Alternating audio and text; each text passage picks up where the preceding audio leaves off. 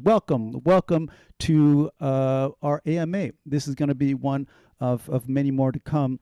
But this is something actually that we've been trying to do for quite a while. I'll get into the details. But once again, welcome to today's AMA. My name's Henri. I'm at WebPageTest, better known as Henri Helvetica. I'm going to go through the four guests that we have today. And let me give you a quick overview of what's going on today. So, the Web Almanac, a fantastic tome that comes out once a year, was released in December.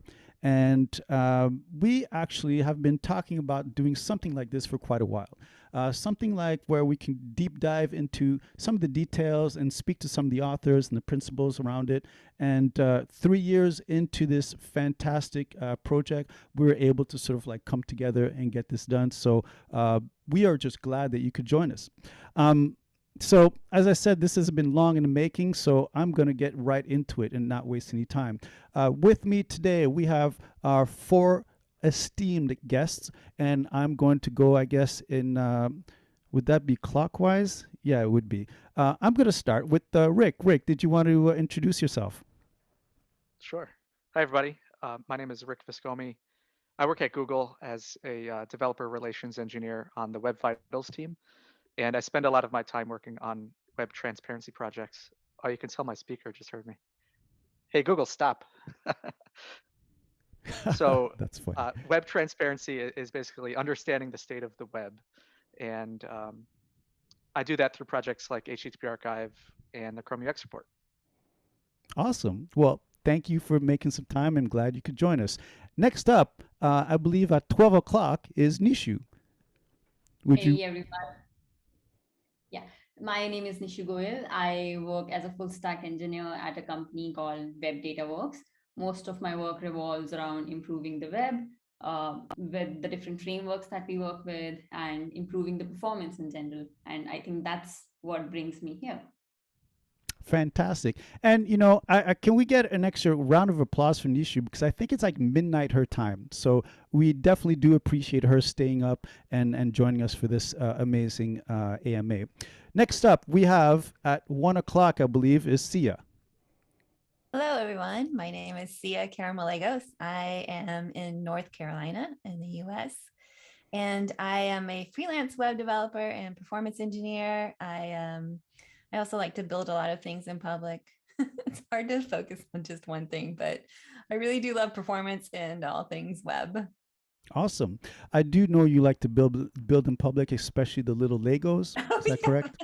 I like to build Legos in public too, not just Okay, I just want to double check.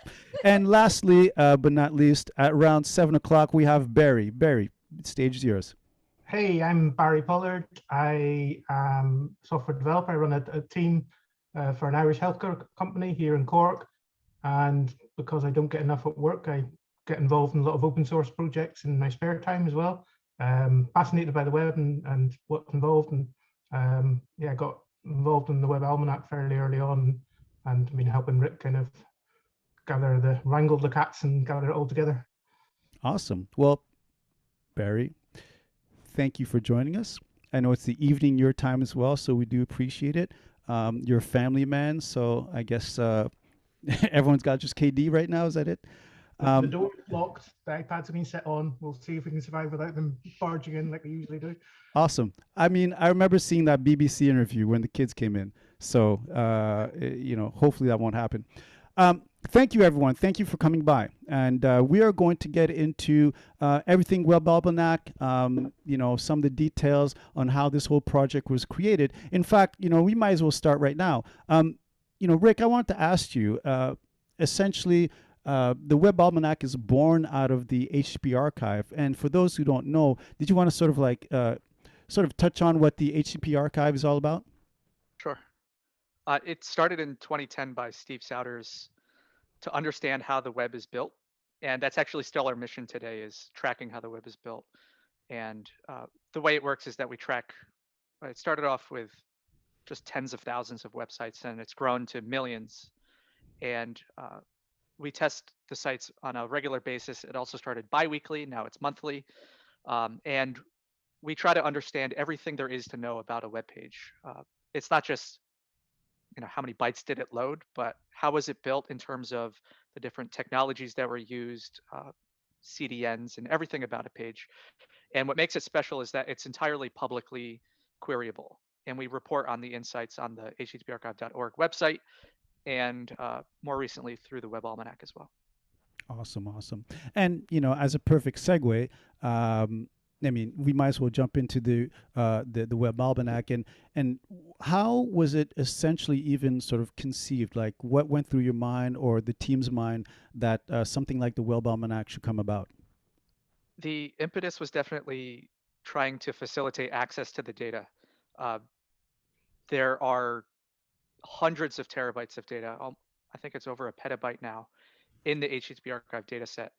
And it was limited by the questions that people knew to ask of the data, and also the technical skill to be able to write a query to get the answer to your question. It's not just enough to have the question, but the skills to answer it.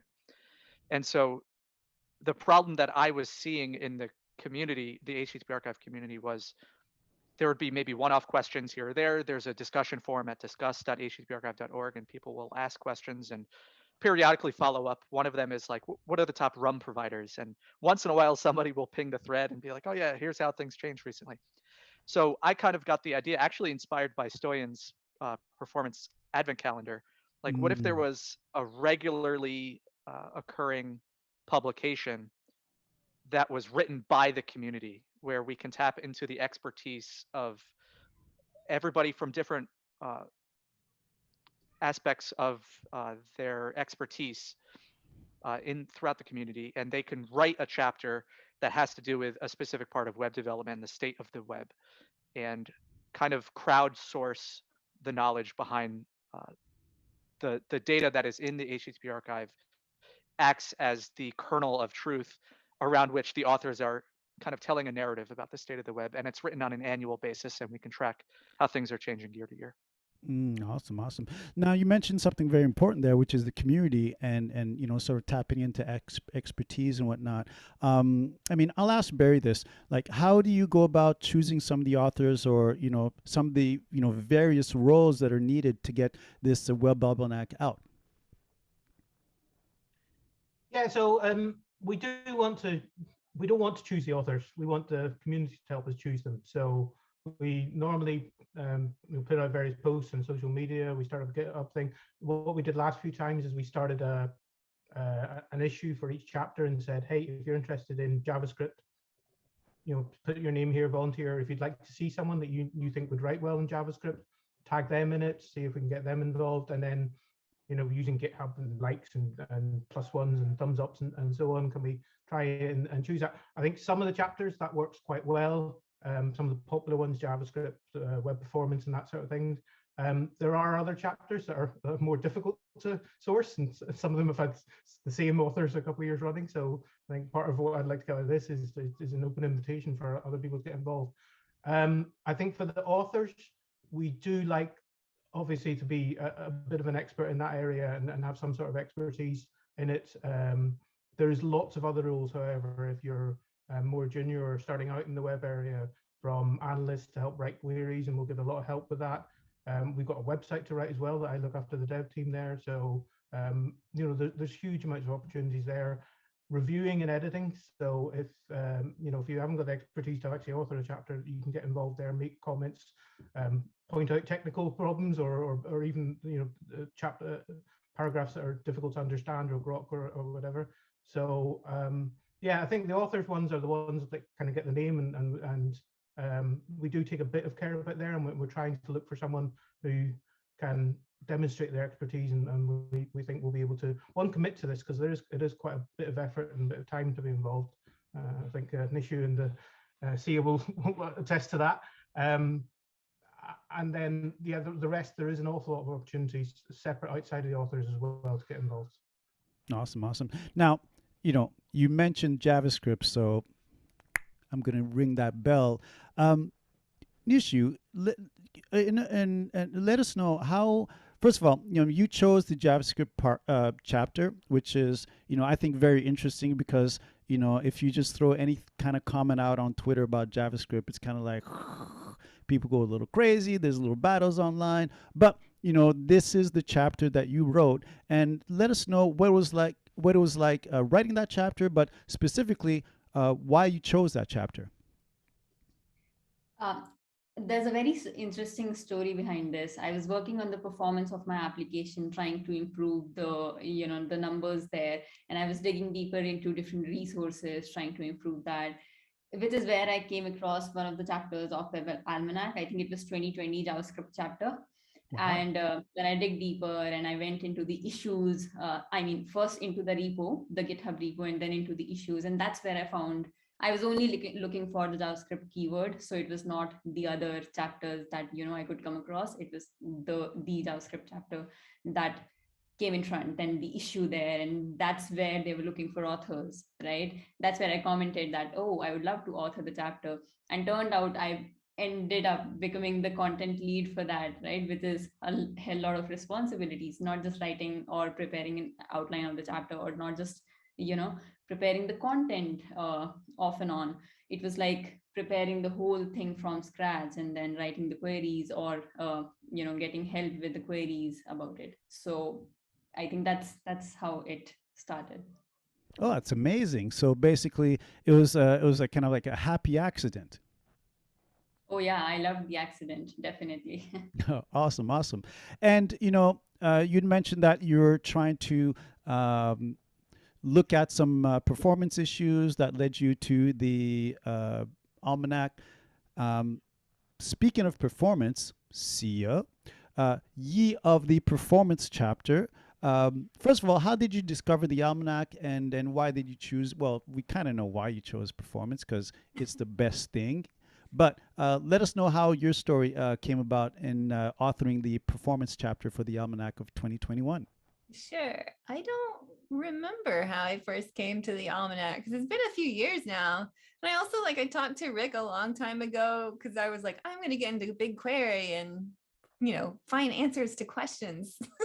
I never did it.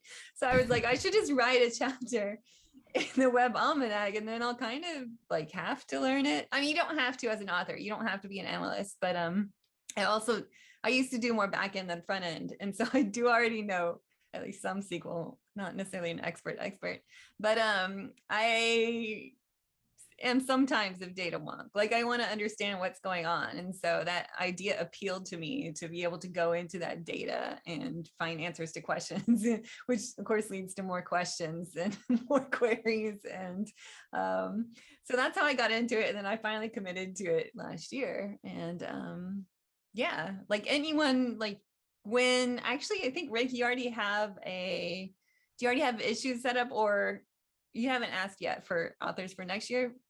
But you can. Not yet.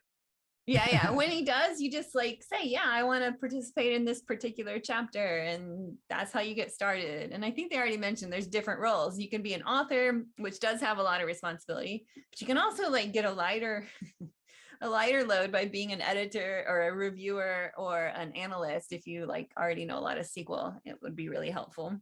And all Designer. of those roles are very, very important. Yes, designers and developers too. Sorry, my dog is being weird. Awesome.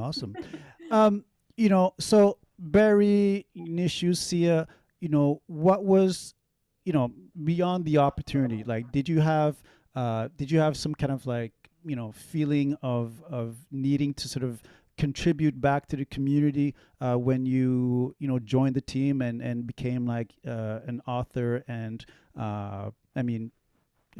part of the Almanac team this year? Yeah, there's lots of great things I like about the project. One was, contributing back, doing that. Two was just being nosy and having an itch and digging into the data. I think, like Sia, I hadn't used BigQuery at all before whenever I joined. I didn't know SQL from work and that sort of thing. But it was fascinating just to dig in and be able to see what else you do. I like the community aspect of it and speaking to people. Some of the people that have worked on it over the past few years are people whose books I've got on my bookshelf, and to be able to meet those people and chat to those people was brilliant. And then, just finding more information, helping set up the website, and and managing the content and getting it out there. It was just, there's many aspects to this. Like some people, if you're a real data mining nerd, being an analyst is great. You can dig in there and you do that. If you're more of a, look, I like to write and do that, then there's authors. If you want to just be a developer and be involved in a project that's going to be used and read worldwide and be, you know, announced on Google Dev Conference and get your name up there, and you know, there's just so many aspects to the project that I find fascinating, and it's a combination of all of those that just makes it really interesting to work on. Awesome. And yourself, Nishu? Yeah, for myself, I think it's mostly like I came here as a developer, right? To the Almanac resource, I came to it as a developer, and what I found interesting was that it kind of intrigues that sense of you know, using things better, using things efficiently. When you read, for example, now when you read the JavaScript chapter, you would feel that, oh, so many people are using this feature this particular way, which is, you know, improving the performance in general or improving the usage in general. And that, to anybody as a developer who's reading it, would, you know, improve the overall situation. They would want to go back to their application, improve that stat for themselves, right? So I think that's where the Almanac helps the developer community a lot. And that's kind of giving back to, you know, the developers. For me as a developer, but now from the shoes of an author, I think it really helps the people on the other side. Awesome. And yourself, Sia? Oh, sure. That was kind of like a default anyways for me. Like I write a lot of content and I try speaking at conferences and things like that. So clearly it's a desire I have to help the community. It's often like when I come across a problem, I want to make sure other people don't necessarily have the same problem. So then I, you know, either write or do something or share. Nice. I mean, a little bit of the same too. You co-host or host several meetups. And that's another part of that. It's just, yeah, bringing community to our community. Awesome. Awesome. The other thing is the scope of it. It really does try to cover all aspects of the web. So like I started with the HTTP2 chapter because I've written a book on it, and then I'm into performance like Sia. So I know those two areas quite well, but other areas like the capabilities chapters or Jamstack, I don't know as well, but you know, it kind of nice segue into those and reading those and understanding those. And we try and aim the chapters in, you know, not to be, you have to be an expert to read it, but also not that you're going to get something decent out of it. It's not just another blog post of here's an intro into this thing or here's a load of stats that aren't interesting. It's supposed to be a bit more background and info for it. Speaking of chapters, and you know, right after this little mention, I might get into some of the questions that I see accumulating in the Slido. Speaking of chapters, I was going to say, you know, for those who don't know, the original Web Almanac went to print, I guess, in production, whatever, in 2019. And then it was, I believe, 425 pages. 2020 was 602 pages. And this year was a whopping 775. Now, Rick, I'm going to ask you essentially, like, what has kind of changed between 2019 and 2021 that, you know, would sort of require so much more data and writing to accomplish? The biggest change was from 2019 to 2020 for the CSS chapter. And that was when the Barry effect. Yeah, once Barry starts writing, he's a prolific writer. So what happened to the CSS chapter in 2020 was we unlocked some new capabilities with the type of depth of questions that we can answer. What we did was parse actual style sheets and tokenize it and be able to query the structure of the style sheets in a way that we can answer, like, what is the most popular media query? What is the most popular property and value, and group those things together? And that was amazing in the depth of insights that we could unlock from the CSS chapter. And that alone, I believe, was 75 pages last year. And that we owe to Leah Veru, who was the author, who came up with over 100 questions. And I wrote all the queries to answer those questions. That was a lot of work. And Leah also wrote a significant portion of the JavaScript to be able to work with all that data that came out of the parser. So that was just one example of how we had a jump in content like that. But at the same time, we were also expanding the scope of chapters that were included. Barry, correct me if I'm wrong. I think 2019 was 20 chapters. 2021 was 22 chapters. 2020 was 22 chapters.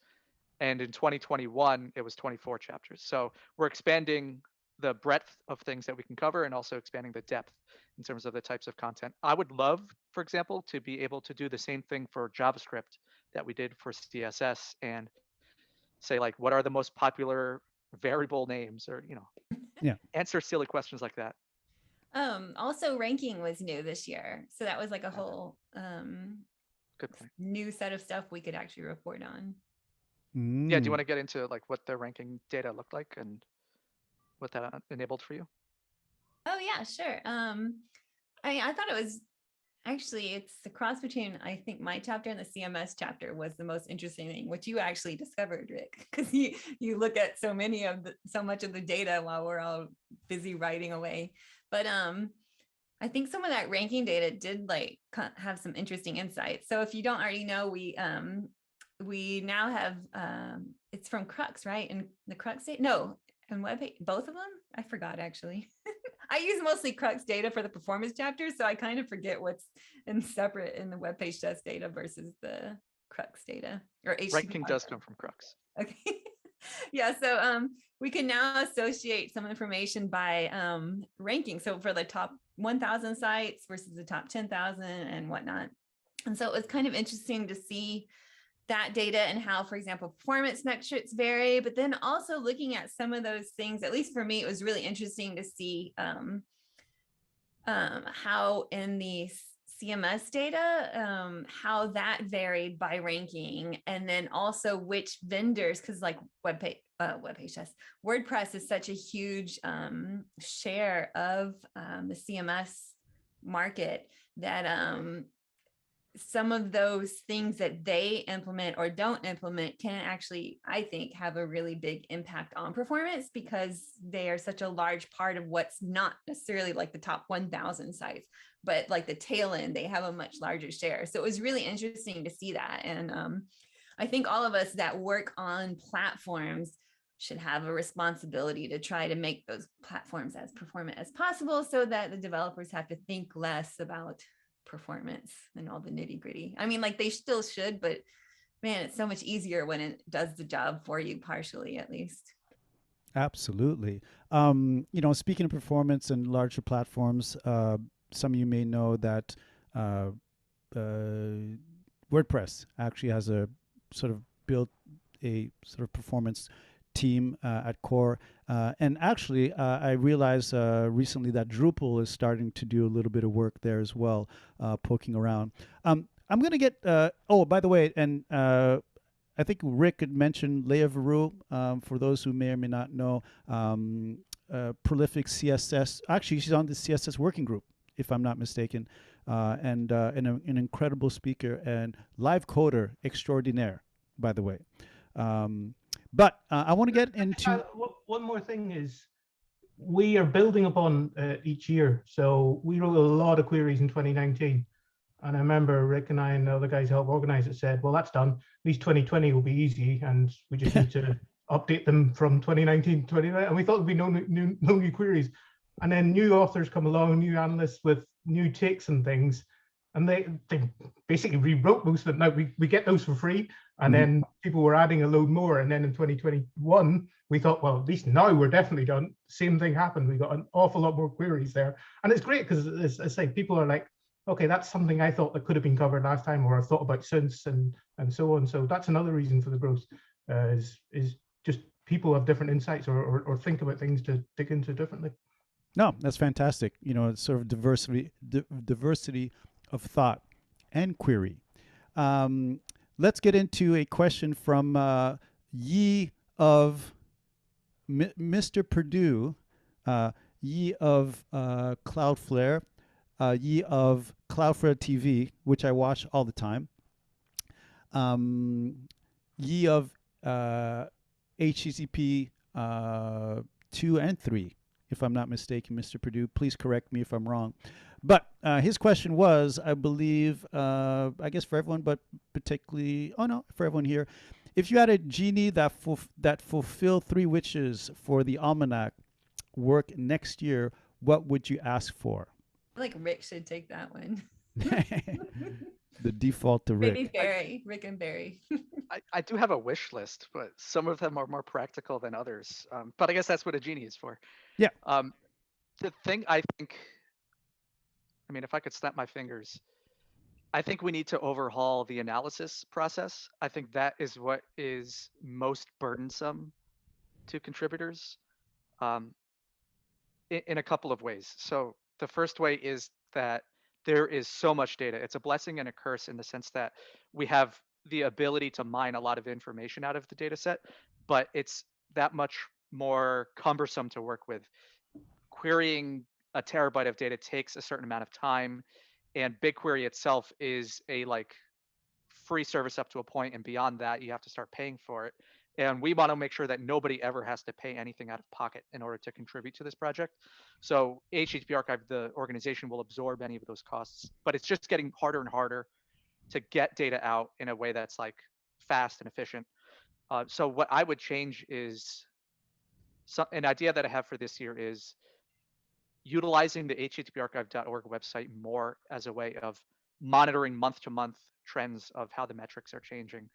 And prospective authors and contributors can just go to the website and look at the way things are evolving and be able to start formulating a narrative or some sort of topic of discussion that they could come up with in the chapter. And they don't need to actually write any SQL to do that. They could just check out the current trends. And the queries will be pre-written for you. You don't have to go and write them. And hopefully that will speed things up. Right now, it's a multi-month process. It takes 6 or 7 months from creating the teams to actually publishing it. And a lot of that time, 2 or 3 months of that is analysis. So if we could compress the analysis part, then hopefully authors can start writing content sooner and we can publish more quickly, maybe September as opposed to November or December. And just not to scare anyone, that's not full-time work. It's just, No. It's open source. So it's in the back and forth. Yeah, there's a lot of downtime, and it also depends on your role. If you're the analyst, you might not be doing so much of the planning phase. You're obviously involved in the analysis phase, but you're not so much involved in the writing phase. Authors are involved in the planning and the writing, obviously, and so are the reviewers. So it does depend on what you're doing and how many chapters you're contributing to, the scope of the chapter, how many people you're working with on your chapter. Sia can talk maybe about sometimes the more people you have creates more work because you have more people to manage and more opinions or more feedback to field. But if you're working alone, also maybe bad. you get less feedback and maybe you have more control over the chapter. So it's a weird balancing act where it's kind of unintuitive. Yeah, definitely not to scare anybody. You can do as much work as you want, however much time you have to contribute. We're happy to have you.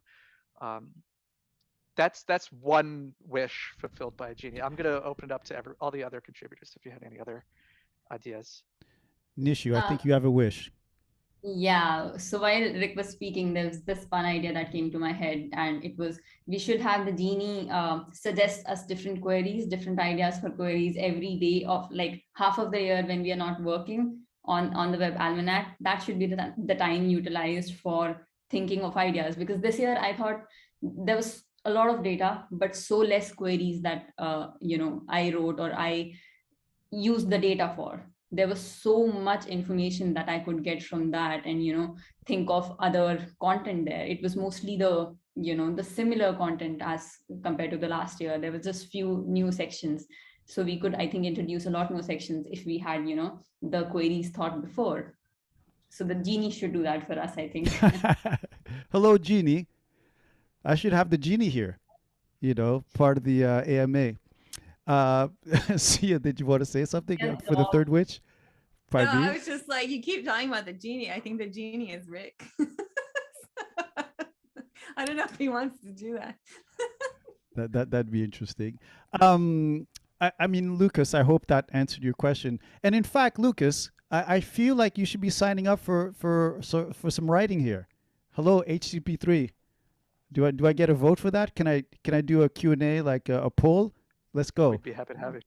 Let's go, Purdue. Mr. Purdue, let's go. You just heard the answer. Let's get to another question here. Demetrius, pardon me. And I'm going to say Demetrius G. Is there a way to extract from websites watched any stack changes like CSS, JS, CMSs, etc. in the course of the past year? Obviously, I'm after the current trends. So looking at trends for CMSs, JS, and I guess so. He means like switching, maybe like, oh, this many React sites switched to Angular or something like that. I'm guessing because we already have some of those, right? And we already have some of the market share things. So I'm thinking he's thinking actually switching. I don't know if Dimitri, you're still in the chat. You could tell us. Yeah, I mean, we do. So we have a lot of those queries, and a lot of that's actually quite cheap to query. There's a technologies table that's once you get over your fear of big query and go in there. I think one of the good things about the Almanac is all the queries are easily accessed. So if you see a stat in the JavaScript chapter or the web performance chapter, there's a little ... 3 menu. You can click on there, get the query. You can change the date and say, I want to look at it now. If you know SQL, you can change it a bit to get the whole trend going there. So that's part of, as Rick said, the aim of it is to surface that data and those queries to people so they can go in and answer their own questions there. I think, as Rick says, it would be great if we could do that for you on the httparchive.org website, so you don't just get a snapshot once a year. You can go through it all the time and then a bit deeper dive into it, what that means once a year. I think he meant less a share and the changes in total shares and maybe like for a particular website, how many of them switch their stack. Because that's something that's not currently answered, but would be interesting, right. But also I think is an expensive query. If I'm thinking. It would be interesting actually, because you'd have to pull who switched. So you have to pull, prior to a particular date, then post. I don't know. I don't know how useful that is to say, well, maybe if you see a big swing from React to Vue and say, okay, we can see that's where the swing come from. To me, the total of 30% of React, 30% of Vue, and it's changing that way is more interesting, I think, than X number of sites are moving. Because also the websites we measure is changing every month. It's based on Crux, based on what site's popular. Now, there's going to be a large proportion of that that's going to be in every month, but particularly the tail end, which probably are the ones that are more likely to switch, are changing quite a bit month on month. So we try an awful lot, rather than to give absolute values in the Almanac, we give percentages and say X% of our crawl is using React, rather than 10,423 sites are using React, because that number isn't that meaningful if the number of sites are changing every month. So I don't know. I mean, if you're looking for a particular site or anything, you can do that, and maybe I'm wrong. Maybe it is more interesting than I thought, but to me, yeah, as I say, looking at part of the point of the HTTP archive and the Almanac is to look at the net as a whole rather than individual sites or things. But I don't know, maybe I just haven't thought of a good way of querying it. Well, Dimitri, it sounds like there's room for you on the team, to ask some questions. I like that. We talked about. Pardon me. Go ahead. So I pasted a link to the chat to discussion thread on the forum for HTTP archive, and Malta was asking about pretty much the exact same question in terms of the addressable market of web development. And I think it's a really strong signal for us to know that a website, went from no CMS to WordPress or something like that, to know that these are people who care about keeping their website up to date, or these are people who, if we see that they're optimizing their images, and maybe that's a signal that they care about optimizing user experience and core vitals. So it's a useful signal, and it's actually something that I'm trying to better understand right now. Like, it's a project of mine this quarter for work. It's, can we do this? Like, is this something that the HTTP archive could help with? And I think Barry had a great point about the caveats to that with the churn of the websites in the data set, because it is based on real Chrome usage. And so if people, visit one particular website more or less in a certain month, it may or may not be in the data set. But Yeah, so your I total think we data could. points would go down because Yes. it would Yeah. only be the ones that have data in both sets. Yeah. Yeah, it is tricky, but I think so. The question is there a way? So yes, short answer is yes. We have the ability to do it. It's going to be a complicated query, and if you're interested to follow along, the link that I pasted in chat is a good place to look. Awesome. And thank you very much for that link. And Demetrius, if you're in the chat, I hope you do enjoy the link, and I hope you got an answer out of that. But by all means, do contribute in the chat if you do have some more questions. We have some people looking after the chat as well. We've been talking about, a lot of the queries that are being done, and I know Barry just sort of mentioned the fact that with beyond every chapter, like literally every chapter in the chapters, you have the queries available for you to sort of poke around yourself and play around and blow your check on on a query and end up with this massive AWS bill if you're not careful.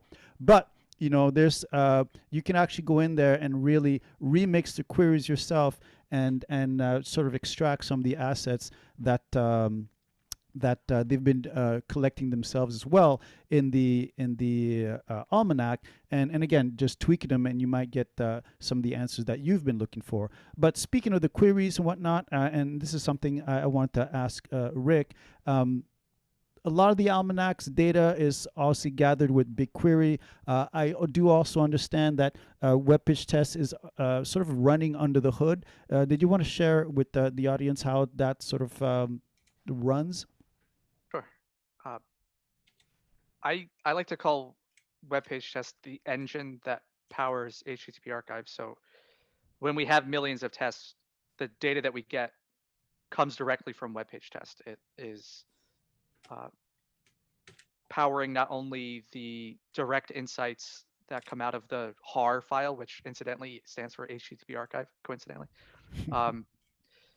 but also it runs Lighthouse and Wappalyzer under the hood inside of WebPageTest. And so that gives us a lot of the insights that we're able to then query using something like BigQuery. Awesome. And you'd mentioned the millions of sites. I believe this year was like 8.2 million. Is that correct? Mm-hmm. Am I off? Yeah. Am I off by 1 or 2 million? Let me know. It's around 8. Okay. Just double checking. Let me see. What else do we have in the chat here? Let's see what Sergey's got to say. Was 2021 exceptional, or do we see the continuation of existing trends? I mean, it depends on what you're asking about, because the web is such a diverse thing. I got this question before, and I should have seen it coming. And somebody was like, "Okay, so what is the state of the web?" And it's like, I can't answer that in any one way. If you're asking about performance, we saw, like Core of Vitals got a little bit better this year. Did the web get better? Barry actually wrote a great blog post about this on the performance calendar about, like, did the metrics change? Did websites get better? It's kind of hard to know. Answering the why questions are very hard. We can measure the way things look. A/B testing is very hard to do on millions of websites, so we could just kind of correlate things. I will say that the web moves very slowly, and what we see year over year is more of a gradual change. We rarely see things that are kind of like sudden jumps, unless they're errors in our methodology or something very strange is happening. I will say web. though, the exception is like specific things, like for example, the image lazy loading, because WebPageTest implemented it. And so we did see this huge jump in just one thing because like a platform implemented it. So those things are interesting. Yeah. And see, you mentioned a platform implemented it. Did you have any kind of, what was like the biggest major find that you sort of discovered in writing in authoring the performance chapter?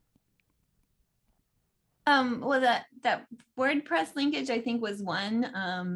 And then what were some of the others? Like, I have to remember what I wrote. Yeah, it was like Core Web Vitals look better, but it's really hard to tell. Like Barry mentioned, or actually he had that follow-up blog post in December, which was really good, because some of the calculations or how they're calculated changed. So I'm like, it might be better. There are certain things that did look better over time, but I wouldn't say it's necessarily, I mean, coming back to the question, was it exceptional?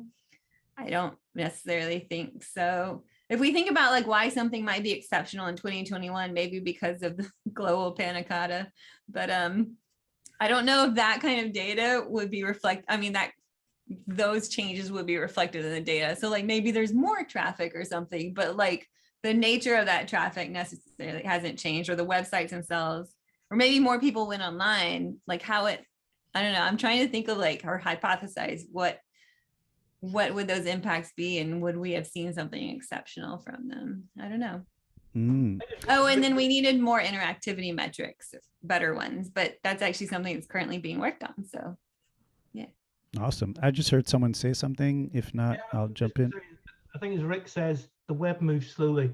You know, individual sites move quite quickly, but the web is huge, and there's an awful lot of sites there that just have been up there and aren't being, maybe even not being maintained is probably the bad analogy, because you know, if they're hosted site, they're being upgraded, they're being kept up to date, they've all got HTTPS now and that sort of thing, but doesn't mean that they're changing the way they're built, or there's new content going up there, but it's not changing so much.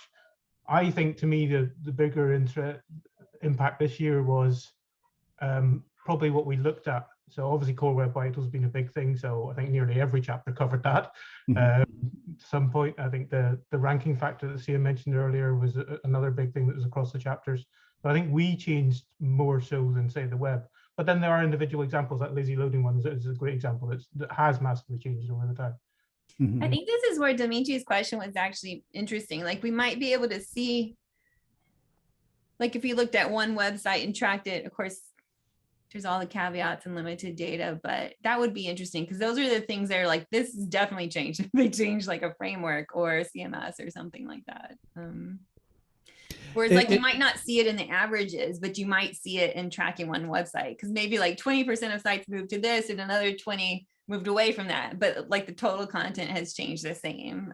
But the change itself is actually interesting. Actually, what I thought was interesting is you're seeing actually the middle bit of the web is quite often changing more. You expect the top end, you know, they've got all this money, the Facebooks, the Googles, they can hire as many web developers as they want, and that's where you expect the change to happen. But actually a lot happens with the kind of the next section going on there, because they're on services like Cloudflare that's being self-managed, and they get HTTP3, they get TLS 1.3, and you know, automatically, just by not having to do anything, by being behind one of these services. So they were actually ahead in some of those trends and those topics, whereas the top end, again, I guess they've got more to lose by changing things and so on. They've obviously got something that's worked that made them the top. I think that's kind of interesting. It's interesting because you'd mentioned that, you know, the web was moving slow, and part of what I was thinking of is, you know, there is a lot of like legacy, you know, online, and it's probably, you know, that's part of what potentially might be slowing things down, say like on a whole, when you sort of scan 8.2 million sites. And I mean, that made me think of, you know, a couple of tweets I saw, I think yesterday, as usual, you know, trying to malign jQuery, which now brings me back to the JavaScript chapter.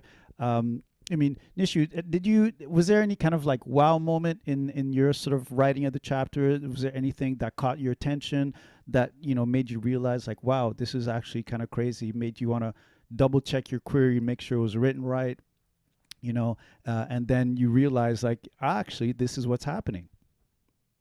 Yeah, oh, thanks for the question. Actually, there are two such instances, right, where this happened. First, I'll talk about the community's reaction, and then I'll talk about the query bit where I actually went confused and I was like, oh, maybe I don't know BigQuery enough and my query is all wrong, and that's where there's this significant change in this number.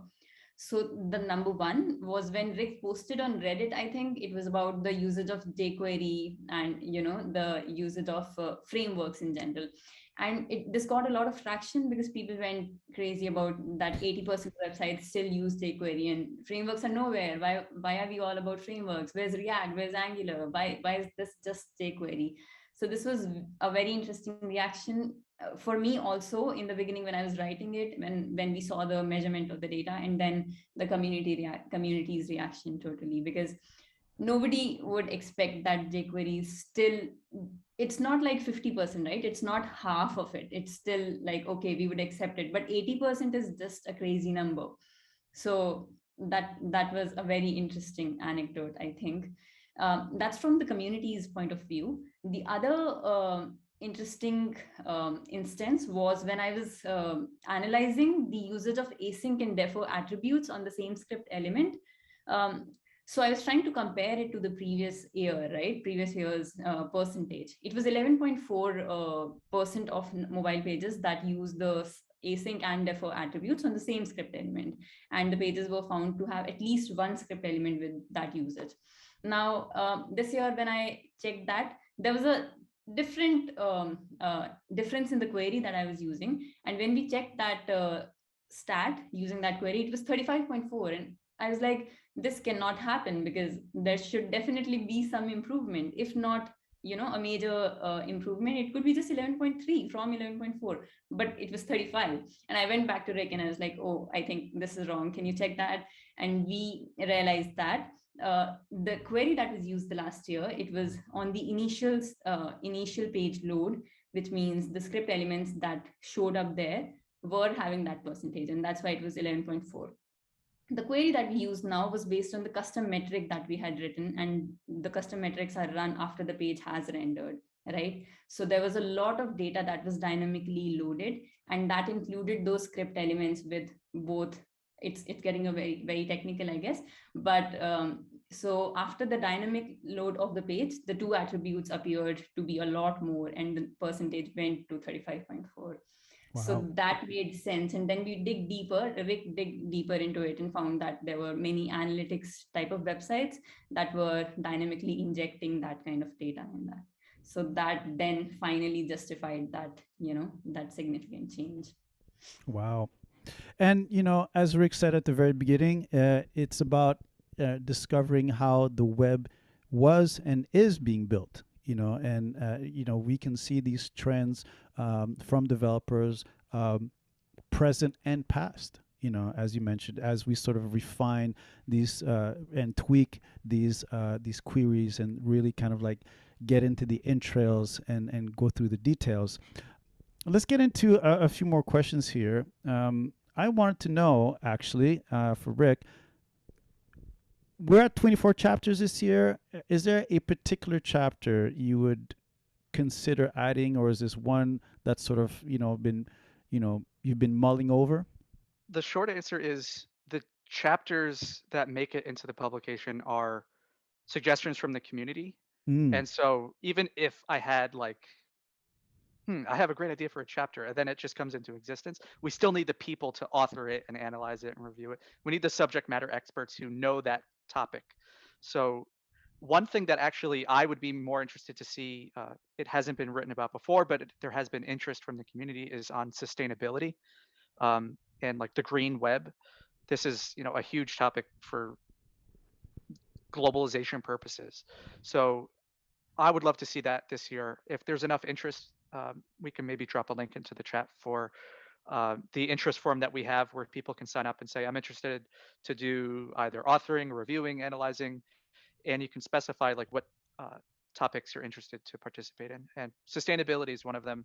We're going to have an issue for it on the opposite of Web3. Yeah, I did see also a question on Web3, and maybe it's worth talking about. It's from Sergey, don't worry. Maybe it was in jest, but I think it's like, I would love to talk about everything that has to do with the state of the web, whether it is fringe, whether it is emerging technologies that aren't quite fully baked yet. Like we have a chapter on capabilities. There are like 0.003% of websites that use some of these capabilities, but it's important still to track these things. So that way we have a reference point for in 10 years when some of these things are on 80% of websites or whatever it might be, we have the point of reference to go back and say, wow, it started out at 0 and look at the growth. We can track that change over time. If Web3 becomes a thing, I would like to be looking at it from an early perspective and have the experts weighing in on it. Experts for and experts against. Like, I'm sure it's a divisive issue. I don't want to have a biased thing written by the Web3 enthusiasts that are totally like crypto. I'm not a crypto guy. I'm going to say that right now. I still want to hear from the people who are and think, why is this a huge thing? And balance that with the perspectives of peer reviewers. This is the importance of having, a transparent methodology, ground it in real data. So we need to be able to query the data set to come up with some, I called it like kernels of truth, and build a narrative around that. And if it's purely opinion based, then it's not really a good fit for the Web Almanac to begin with. But if there is something data driven that we could talk about, then yeah, I absolutely want to hear from people about that. Sustainability is one thing, and on the other side, maybe burning the rainforest is the other. But and Demetrius is here, and he said chapter on NFTs. I don't know. Whatever. I feel like Web3 should be a chapter. I mean, it doesn't mean I advocate for Web3, but it's like, right. But it is a new technology, and it's like understanding the state of the web. He said, no, that's a joke. Oh, I mean, for NFTs, yeah. But I think I was just like, Web3 in general. I read on Twitter other things that come along, like Rick said. Someone on Twitter.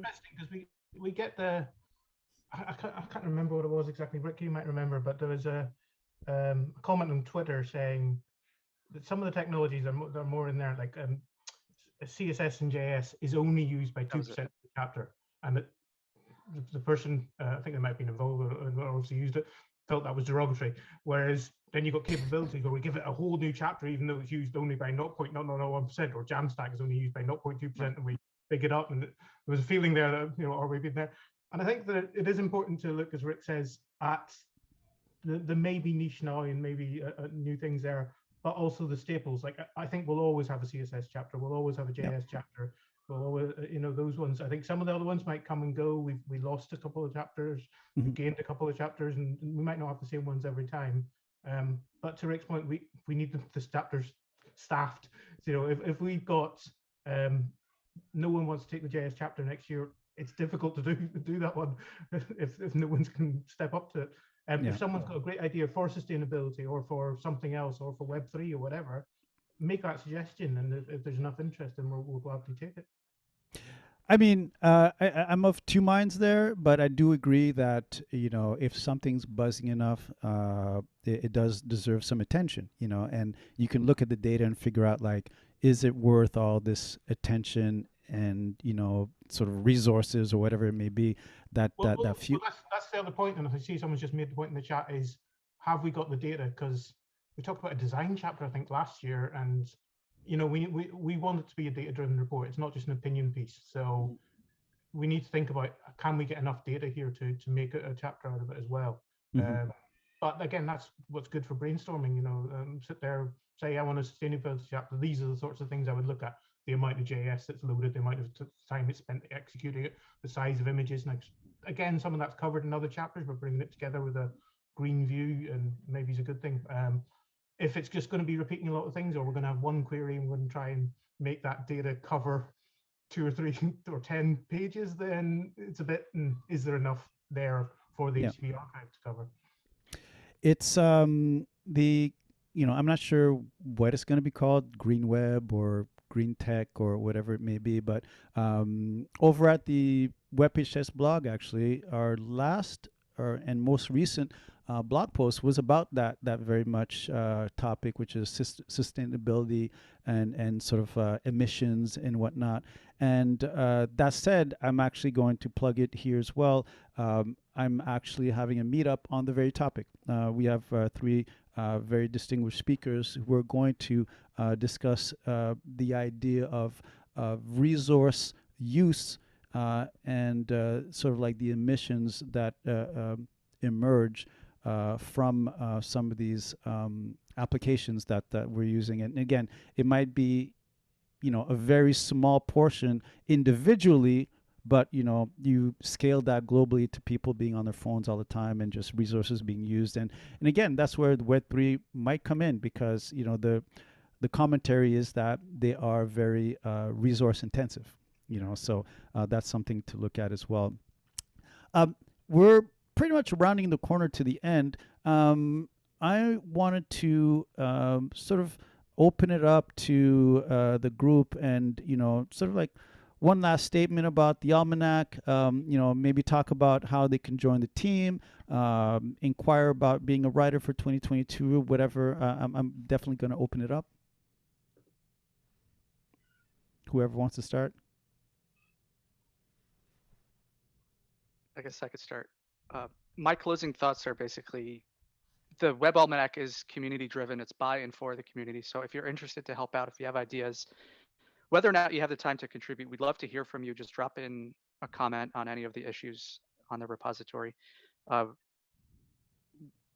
It really starts from I'm thinking back to 2019 when the project first started.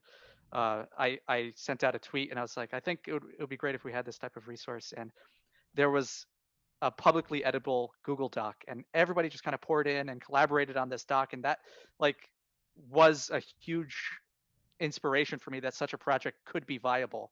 Like, the community cares enough about the web as an ecosystem to drive this sort of thing. So please help keep that going. I think it's a great public resource. It's great to see all of the different derivative content that comes out of it, like from academic research papers, citations, and books and conferences and blog posts. So please keep that up and let us know if you'd like to contribute. Amazing. Nishu. Right. So when I was looking for analysts for the chapter, when you're looking for somebody to contribute there, I saw that there was a resistance there, right, in the people, because they were not sure what were the skills that were needed there.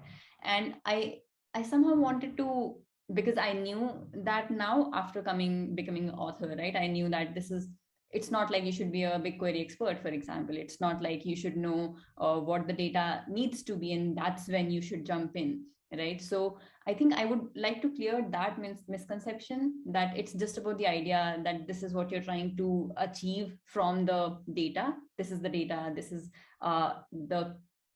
for example, the metrics that you want to get out of it. It becomes very easy after that. So, and even if you don't have any idea, the last stage is, let's not call it the last stage, but I think there's still scope for becoming an editor, right? Which leaves us with a lot of learning and growth. When I looked at the comments from my reviewers and editors, I felt like, oh, there's really a lot of scope for other people who could, jump in, and they have to go through and read the whole stuff. So there's so much learning there. So if not contributing to the community, there's so much learning. We should just think of it as our growth personally and, our career. So yeah. Awesome. Thank you kindly for that. Sia. Parting thoughts time. I don't know. I'm trying to think of something that hasn't already been said.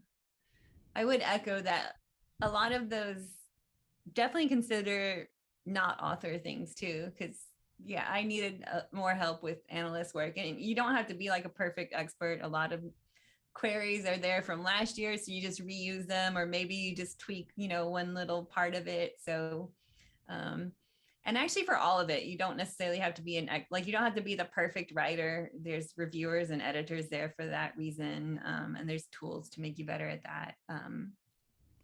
But yeah, don't think you can't contribute. You can definitely contribute. It might have been a hesitancy on me for like some of the previous years. I didn't, because I was like, oh, I don't know if I'm smart enough yet. But it's kind of silly on hindsight thinking of that. Awesome. Well, glad that you were able to join the team and contribute to that, and author, in fact, the chapter. So thank you very much for that. And Monsieur Barry. Yeah, I would echo again. I'd say if you like the Web Almanac, feel free to get involved. And again, to Nishu's point, you don't need to be an expert. I mentioned earlier, we like the authors to be experts, to be honest. But if you're a junior web developer and you'd like to get involved here, absolutely. Or project managers, we always need those. Analysts, we definitely know more. So if you know even a tiny bit of SQL, or you want to learn, you've always heard about this HP Archive data set or this BigQuery data set, and you want to learn how to query it, let us know. We will cover the costs for you querying it and help you get on board there. I think the team are great about helping newcomers come along there. So don't be afraid and jump up and come up with the ideas as well, the new ideas. I don't want the Web Almanac to get stale and be 2022 is repeat of 2021, and we try best to make sure that the chapters aren't just an update, but give something new and interesting insight. So we like to get different authors each year. We like to get different topics each year and different views on it, be it the ranking, be it the something new that an author's bringing. So we need people and we need ideas. And so, in closing, I do want to thank everyone for spending some time with us for the last hour. This is something that you'll be seeing a lot more from us in terms of just sharing and working with the community, doing these kind of presentations. Well, specifically, since we are talking about the Web Almanac and this AMA, there are 24 chapters of the Almanac. We are not going to do 24 streams, but we are going to bring a few more to kind of get into some of the details. I'll reach out to some of the other authors like maybe CSS or capabilities or media or images or page weight, whatever it may be, CMS, etc. So look for some more of these Almanac AMAs. I've been a big fan of the Almanac. I've always said, and I think Rick can attest to that, we met where I was like, what can we do to sort of get people to really know about the Almanac a lot more, dig into it a lot more? In fact, I don't know if someone could drop a link to the Almanac, because I believe there's a PDF as well, which for some reason I completely forgot. So if you want to read the Almanac offline, you can do that as well. This is a fantastic trove of information. And Rick had mentioned, some of the, researchers that quote from it, and you'll hear people sort of like pick it up from, talks to presentations at a meetup. The Almanac is a storytelling tool, and if you really want to sort of, maybe particularly affect some change at work, and someone wants to say, hey, I want to use X tool, and you might be able to bring the Almanac and say, I don't know about that. Here's what's going on here. There may not be enough support, X, Y, and Z. So please go give the Almanac a little scrub, little read. It's a fantastic book. They are planning to do 2022 again. They talked about contributing. So if you want to reach out to them, maybe hit them on Twitter. And lastly, you know the deal.